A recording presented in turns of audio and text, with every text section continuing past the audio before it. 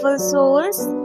I am an philosophical author and today I am going to explain you how can you are able to overcome your heartbreak in 3 simple and easy steps. So stay tuned.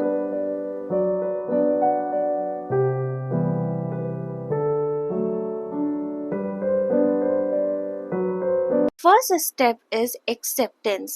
सबसे पहले तो हमें accept करना होता है कि हमारी life में जो हो गया है वो हो गया है, चाहे वो कोई रिश्ता टूटा हो या कोई ट्रेजेडी हुई हो। जब तक हम चीज़ों को एक्सेप्ट नहीं करते तब तक लाइफ में कुछ नहीं हो सकता। जब तक हम डिनाइल मोड पे रहेंगे, हम उस बात को एक्सेप्ट ही नहीं करेंगे जो हो चुकी है ज़िंदगी में, तो उसका सोल्यूशन नहीं निकल सकता। तो सबसे पहले तो किसी को भी ब्लेम करने से पहले, अपने आप को या किसी और को भी ब्लेम करने से पहले, जो हुआ है उसे एक्सेप्ट करना ज़रूरी है, क्योंकि जब आप एक बार एक्सेप्ट कर लेंगे उसके बाद ही आप किसी सोल्यूशन की तरफ आगे बढ़ सकते हैं। Second step is go with the flow.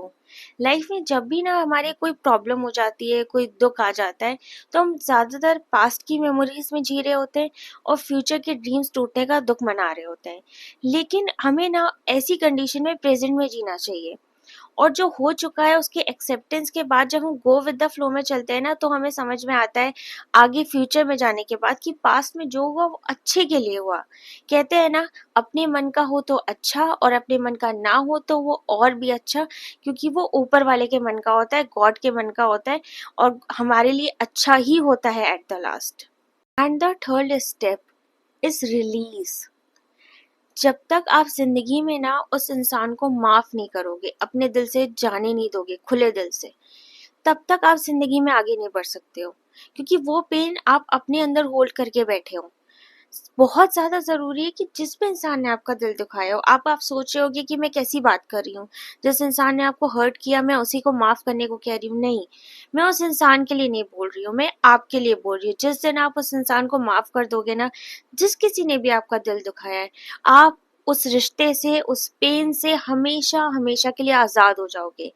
जब हमारा हार्ट ब्रेक होता है उस वक्त तो हमारा स्टेट ऑफ माइंड इस कंडीशन में नहीं होता कि हम सामने वाले को माफ कर सके, लेकिन जब हम फर्स्ट 2 स्टेजेस को ओवरकम कर लेते हैं, तो ये थर्ड स्टेज आती है जब हमारा कॉन्शियस माइंड इस चीज के लिए हमको अलाउ करता है कि हम सामने वाले को माफ कर सके। इसके आगे मैं आपको कुछ रेमेडीज बताऊंगी जिससे आपको, आपके हार्ट को बहुत अच्छा फील होगा और आपको बहुत डिलाइटफुल फील होगा, और आपको लगेगा कि हाँ, इतना भी मुश्किल नहीं है।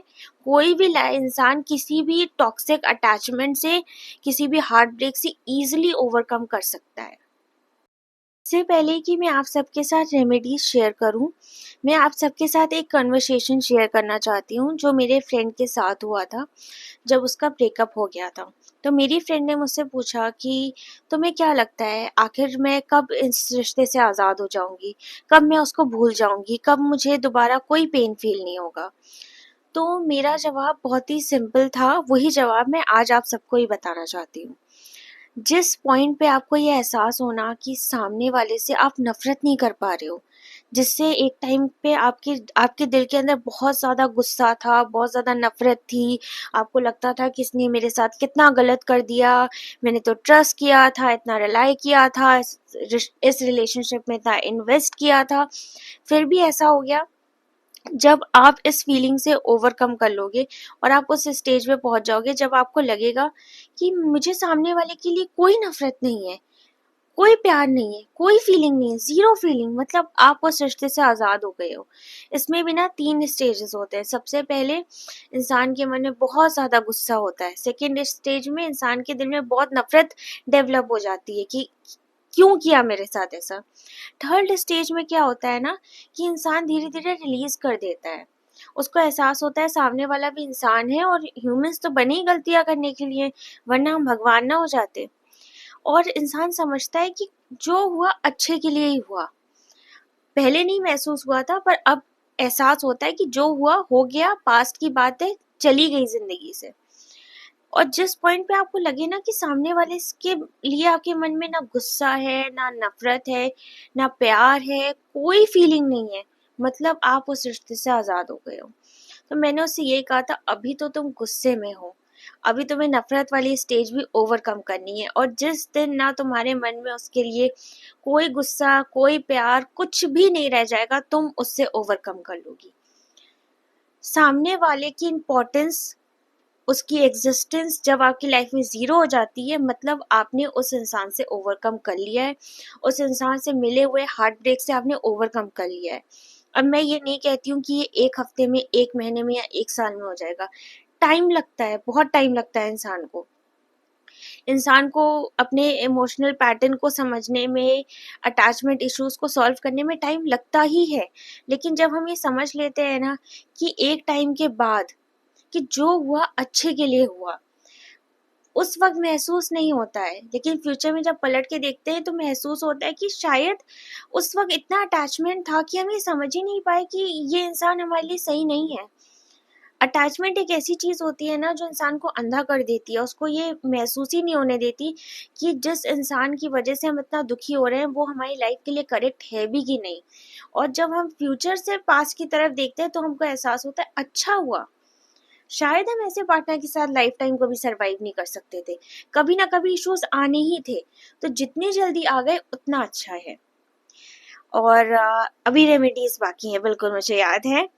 तो रेमेडीज में मैं सबसे पहले आप सबको ये सजेस्ट करूंगी, सुबह उठ के डीप ब्रीथिंग करिए, आपको बहुत रिलैक्स फील होगा, आपको ऐसा लगेगा आपकी बॉडी बहुत लाइट हो गई है।